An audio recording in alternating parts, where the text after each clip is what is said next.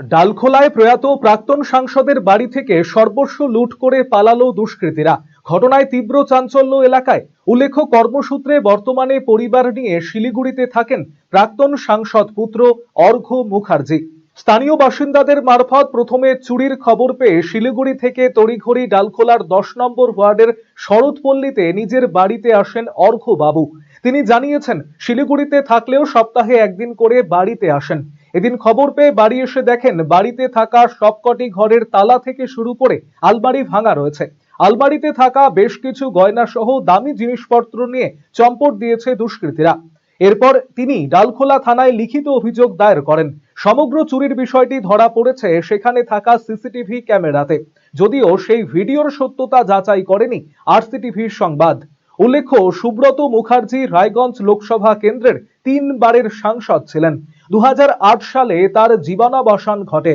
জীবনের শেষ সময় পর্যন্ত তিনি জেলা তথা রাজ্য রাজনীতিতে বামফ্রন্টের হয়ে সক্রিয় রাজনীতিতে যুক্ত ছিলেন। তার মৃত্যুর পর তার একমাত্র ছেলে অর্ঘ্য মুখার্জি কর্মসূত্রে শিলিগুড়িতে থাকেন। তিনিও বাম রাজনীতির সাথে জড়িত।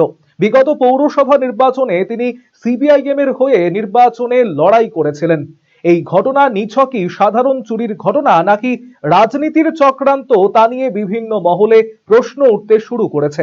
এই বিষয়ে কি জানিয়েছেন অর্ঘ্য মুখার্জি আরসিটিভি সংবাদের প্রতিনিধিকে শোনাবো। জানতে পারি গতকাল সকালবেলা 10:30 নাগাদ আমাকে একজন টেলিফোন করে জানায় যে তোমার ঘরের দরজা খোলা। তো আমি তখন আমি ছিলাম শিলিগুড়িতে। আমি সেখান থেকে তাড়াতাড়ি বেরিয়ে চলে আসি, 3:30 নাগাদ পৌঁছে এবং তখন আমার এখানকার যে পার্টির আমাদের একজন লিডারশিপ সুজিত দে সরকার, আমি তাকে ফোনে জানাই। সে পুলিশ নিয়ে বাড়িতে আসে, কারণ দরজা পুরো খোলা ছিল। পুলিশ এসে তখন তদন্ত করে ওনারা চলে গেছেন। তারপরে আমি এসে দরজা খোলা পাই, ঘরে ঢুকে পুরো তছনছ, কিচ্ছু নেই ঘরে। হ্যাঁ, ইভেন ফাইলপত্র, বইয়ের র্যাক সেগুলো খোলা, সেগুলো বের করেছে। আর যা জামা কাপড় ছিল, আমার ছেলেমেয়ের অন্নপ্রাশনে পাওয়া কিছু জিনিসপত্র ছিল, সেগুলো সব নিয়ে গেছে এবং যা নিয়েছে তার চেয়ে অনেক বেশি ক্ষতি করেছে।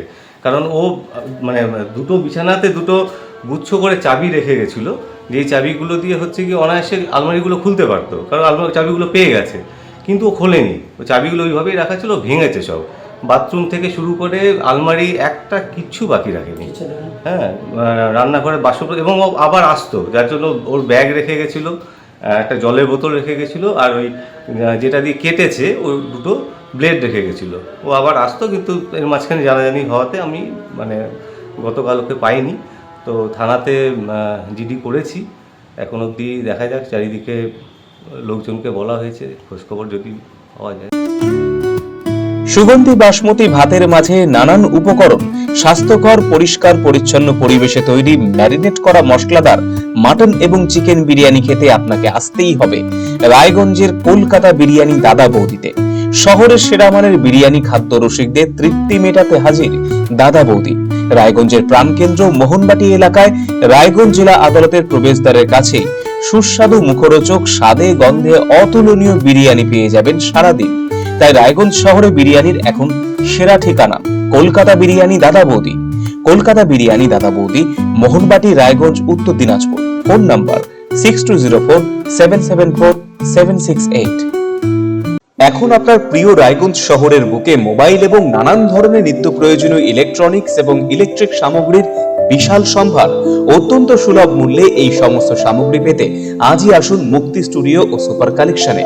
Surya, Khaitan, Kent, Nokia, Oppo, itel, Realme, T Series সহ নানান বিখ্যাত কোম্পানির সুপার কালেকশন আপনার মন জয় করবে। তাই মনের মতো fan, electric iron, geyser, water purifier, sound system, TV, washing machine সহ বিভিন্ন কালেকশন পেতে আজই চলে আসুন রায়গঞ্জ স্টেশনের সম্মুখ ও উকিলপাড়া কমল টকিজ সংলগ্ন সুপার স্টকিস্ট মুক্তি স্টুডিও ও সুপার কালেকশনে। মুক্তি studio and super collection, station road, Mohanbati, Raiganj.